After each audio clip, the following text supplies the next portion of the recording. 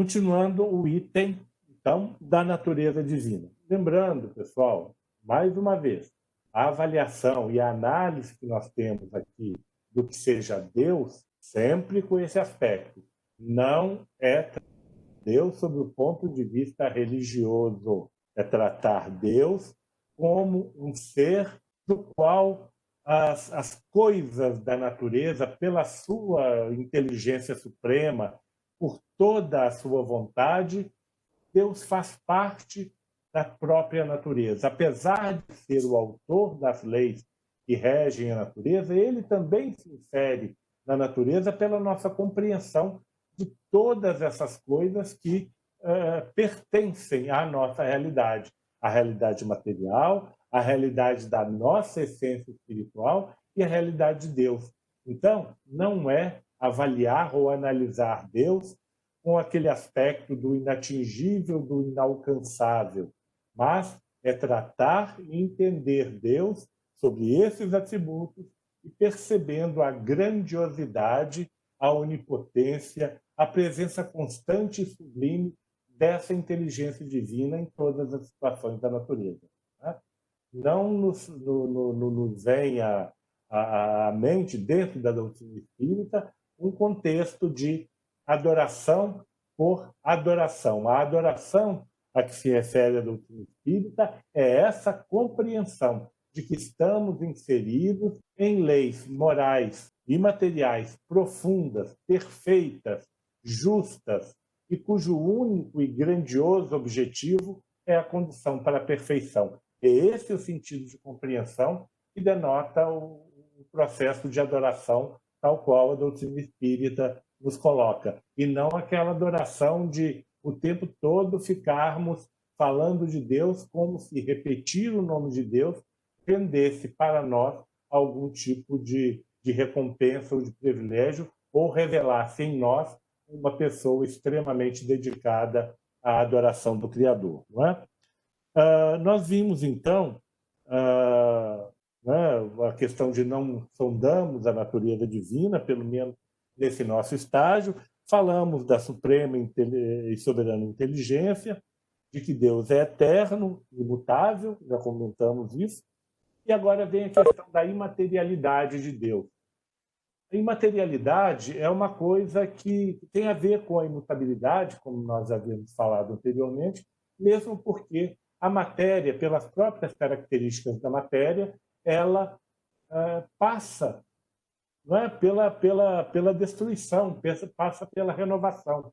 Né? A lei da destruição, a lei moral da destruição, que se aplica às coisas materiais, lida exatamente com isso, com esse processo de transformação. Né? A nossa matéria vai se transformar, né? Tudo aquilo que nós temos hoje vai se transformar, a nossa terra um dia vai deixar de ser esse mundo paradisíaco, né? Porque a nossa terra é maravilhosa, é lindíssima, né? E se transformar, talvez, daqui a incontáveis séculos, pela expansão natural da estrela, que é o Sol, ele vai se expandir, vai consumir a matéria da nossa Terra. Então, tudo isso são processos naturais que se revelam essa dinâmica das leis materiais. Entretanto, Deus não está sujeito a essa dinâmica de modificação. Se ele se modificasse, ele poderia ser diferente num período de outro. Então, todos os seus atributos, que são perfeitos, eles deixariam de ser perfeitos, porque se ele fosse diferente num período em outro, aquilo que é perfeito não poderia ser diferente ontem, hoje ou amanhã, ou em tal e tal condição. Se é perfeito, ele por si mesmo já é imutável. E, portanto, Deus é imaterial. Sua natureza difere de tudo que chamamos matéria. De outro modo, não seria imutável, pois estaria sujeito às transformações da matéria. Né? E na reunião passada, né, quando o Fernando falou que Deus está presente em tudo, e eu fiz aquela brincadeira, cuidado com o panteísmo. Panteísmo é exatamente isso, posicionar a essência divina nas coisas, na sua criação, né? Então, essa doutrina que vai contra esses processos racionais de entendimento dos atributos de Deus, coloca Deus presente na sua criação, ou seja, a criação é o próprio Deus. Seria o mesmo que dizer que o artesão que fez, o artesão não, o rapaz da indústria lá, a pessoa que trabalhou para fazer esse copo aqui, não é? Esteja nesse copo. Não está. Não é? Pode estar em termos de ideia, aquele que projetou, tal, mas ele não é o copo. Não é? Deus não tem forma apreciável aos nossos sentidos.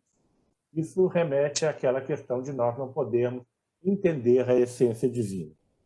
Se tivesse, ou seja, se nós pudéssemos ver Deus, seja na condição de encarnado, ou seja na condição de desencarnados, ele seria matéria. Dizemos a mão de Deus, o olho de Deus, a boca de Deus, porque o homem, só conhecendo a si próprio, toma-se como ponto de comparação para tudo o que não compreende. Então, qual é a nossa tendência? De refletir no Criador aquilo que nós próprios somos. Então, sobre o nosso ponto de vista material, a gente fala que Deus, foi a mão de Deus que fez isso na minha vida. Eu acho que a maioria de nós já usou essa expressão, né? Foi a mão de Deus. O que é a mão de Deus? É a atuação divina, e não a mão. Né? Olha, Deus está vendo, é o olho de Deus. Deus está escutando o que você está falando. Deus tem orelhas, ouvidos, por acaso? Né? Então, novamente, não vamos transformar o Criador, a suprema inteligência, num arremedo daquilo que nós próprios somos, porque isso já foi feito. Né? Antigamente, nós tínhamos essa noção. Desde as épocas do politeísmo, em que colocávamos os deuses sob uma forma humana, a dizer assim, os deuses gregos, romanos, egípcios, que restaram para nós naquelas esculturas maravilhosas, tão bem talhadas, né? E também até mesmo em algumas obras relacionadas a períodos posteriores a Jesus, remetendo a Deus a figuras humanas, né? A figuras masculinas de longas barbas. Né? Kardec até cita isso daqui. Então, são ridículas essas imagens que representam Deus sob a forma de um ancião de longas barbas, coberto por um manto. Elas têm um inconveniente de ser supremo às mesquinhas proporções da humanidade. Daí, atribuir-lhe as paixões humanas e fazerem dele um Deus colérico e ciumento é só um passo. E daí derivam todas as questões relacionadas aos dogmas e as questões, né? Deus é assim, e pronto, criou-se o dogma, criou-se o processo religioso de adoração, de aceitação daquela figura, né?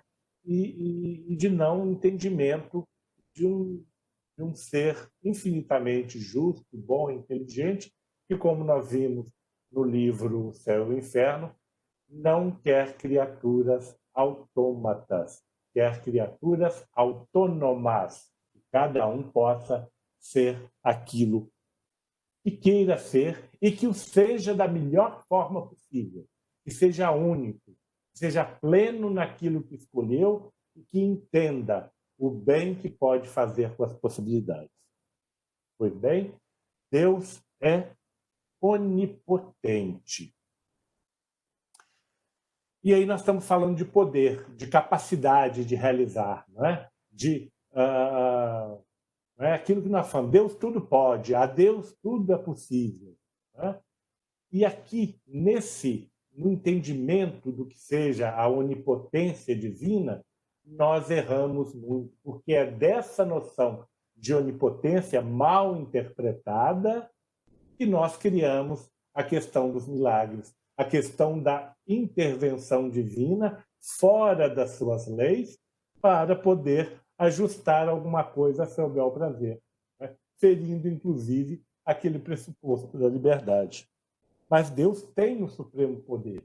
Se ele não tivesse esse supremo poder, poderíamos conceber um ente mais poderoso e assim por diante, até que se encontrasse um ser cujo poder nenhum outro pudesse ultrapassar.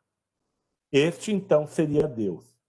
Como não teria feito todas as coisas, aquilo que não tivesse feito seria obra de outro Deus. Então, quando nós pensamos em onipotente, nós pensamos naquele aspecto relacionado à suprema inteligência, à perfeição suprema, dizendo o seguinte: olha, exatamente por ser onipotente, Deus não precisa intervir, porque as leis, tanto as leis materiais quanto as leis morais, são tão perfeitas, são infinitamente perfeitas, que não demandam, em momento algum, intervenção para corrigir-lhes a rota. Porque a rota, não que ela seja pré-determinada, mas porque a suprema inteligência de Deus garante que, mesmo dotados de toda essa possibilidade de liberdade, de sermos autônomos nas nossas ações, nós teremos, pela nossa essência espiritual, que é uma essência de inteligência, nós alcançaremos a compreensão dessas leis e perceberemos como chegar na situação adequada. Tamanha é a perfeição com que a obra de Deus foi concebida. Nós teremos toda a liberdade para realizar aquilo com a garantia de que essa liberdade nós a usaremos da melhor forma ou da pior forma, mas que nós aprenderemos e teremos condições de aprender a utilizá-la da maneira justa, correta. E assim nós conquistaremos o mérito que nos está assegurado. São né, conceitos tão profundos que nós encontramos. Então, quando falamos de milagre, e a questão do milagre nos vem a ideia, é porque Deus olha e fala: tem alguma coisa aqui que não está muito bem, deixa eu intervir. Ou eu quero ajudar aquela criatura, deixa eu intervir. Ou eu quero segurar um pouco aquela situação, deixa eu intervir. Ou seja, Deus criaria leis e depois teria ações que nós chamamos, ações pontuais, meio que ficar vigiando lá para ver se as coisas correm direitinho. E isso vai contra essa noção de onipotência. Agora nós temos a questão da atitude de Deus para com a sua criação. Deus é soberanamente justo e bom. Justiça e bondade divina, a gente não tem uma palavra única para entender esse conceito. São conceitos que não podem ser tratados separadamente. A justiça e a bondade divinas, elas necessitaríamos ter uma palavra específica para colocar esses dois pontos. Porque se só pensarmos apenas em justiça, nós corremos o risco de cair naquele conceito de justiça do fez, pagou, ou do realizou, é recompensado. Né? Então, esse conceito de justiça baseada no ato, não é essa justiça de Deus. A justiça de Deus é exatamente aquela baseada na plena igualdade. Igualdade de dar condições a todos, para que todos revejam os seus caminhos, para que todos escolham as suas situações. Por isso que Deus não dá carga maior, prova maior do que necessitamos, porque Ele é justo. Ele dá todas as condições necessárias para que cada um realize o seu processo. E as condições necessárias somos nós que determinamos. Às vezes um salto maior, às vezes um salto menor, porque a gente acha que não é capaz, mas, de qualquer forma, a justiça de Deus consiste nisso, consiste nas oportunidades semelhantes de acordo com as condições e possibilidades de cada criatura, com o anseio de cada criatura. Isto é que Deus seja justo. Quando a gente tem aquela expressão, eu te perdoo, mas Deus está vendo essas coisas, nós estamos agredindo o conceito de justiça de Deus.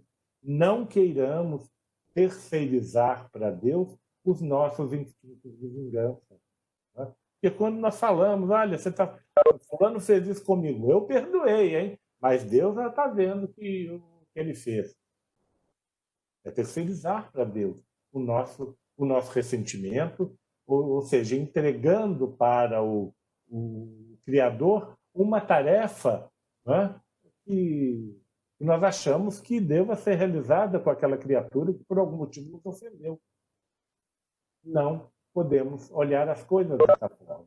Justiça de Deus é pensar, aquela criatura me fez isso, Deus vai lhe dar todas as condições para que você aprenda e que nós possamos amanhã estarmos abraçados juntos e termos vencido as nossas diferenças.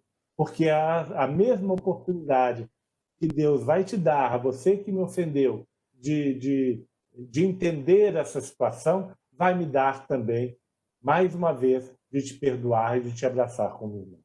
Esse é o sentido que nós vemos no sentido de fraternidade, essa acepção de fraternidade que não distingue criaturas. Deus não pode fazer distinção entre as criaturas. Se ele assim o fizesse, ele colocaria as questões sob um ponto de vista de privilégios ou de preconceitos. Portanto, a sabedoria providencial das leis divinas se revela nas menores e maiores coisas.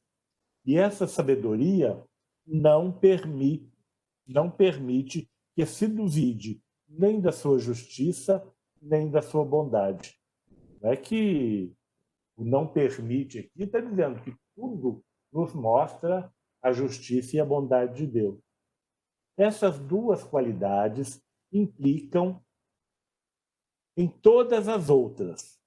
Se as supusermos limitadas, nem que seja num só ponto, poderemos conceber um ser que as possuiria no mais alto grau e seria superior.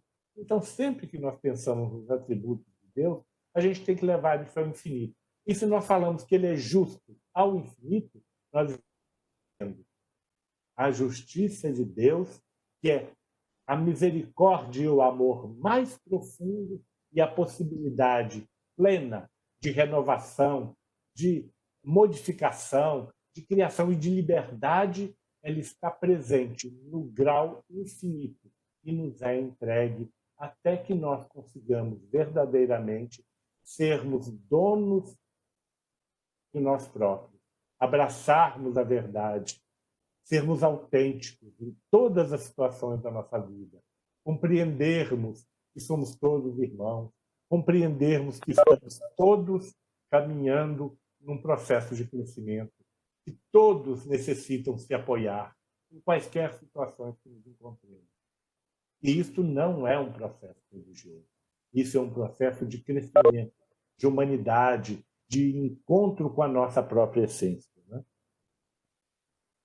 O fato de uma qualidade ser infinita exclui a possibilidade da existência de uma qualidade contrária, que é reduzir-se ou anular-se.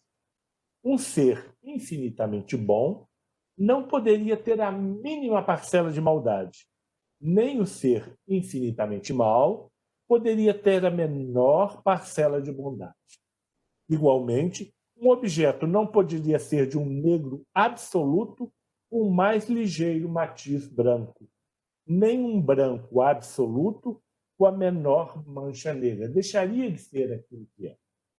Assim, Deus não poderia ser, ao mesmo tempo, bom e mau.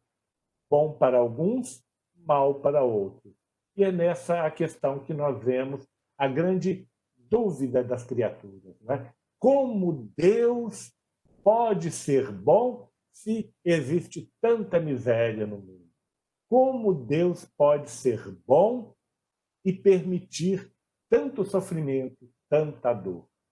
Só mesmo o entendimento da escolha das nossas condições e da nossa autonomia, porque nós é que construímos a sociedade, nos faz entender essa bondade. Nós temos a liberdade de fazer essa sociedade onde pessoas sofrem, onde aquele que está doente muitas vezes não encontra o recurso, o amparo da saúde, né? E onde as pessoas cometem os seus erros e depois escolhem estar no mundo de provas e expiações exatamente para passar por essas condições.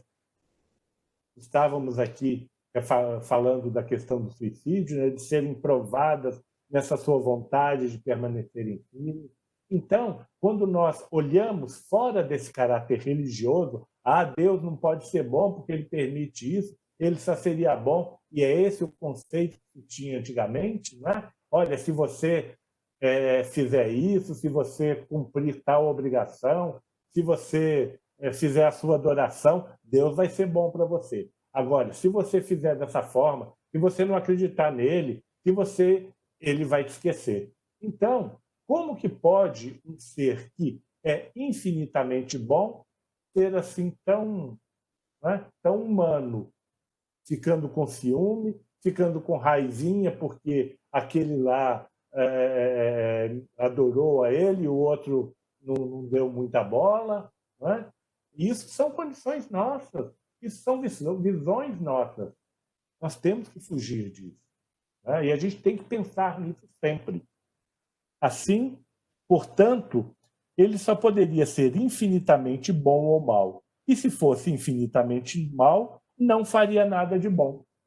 Ora, como todas as suas obras testemunham sua sabedoria, sua bondade e sua solicitude, isso tanto na vida material, mas, sobretudo, com o testemunho dos espíritos na vida espiritual, é preciso concluir que, não podendo ser, ao mesmo tempo, bom e mal, sem deixar de ser Deus, ele deve ser infinitamente bom. Se Deus fosse mau, não haveria um universo tal como nós entendemos, né?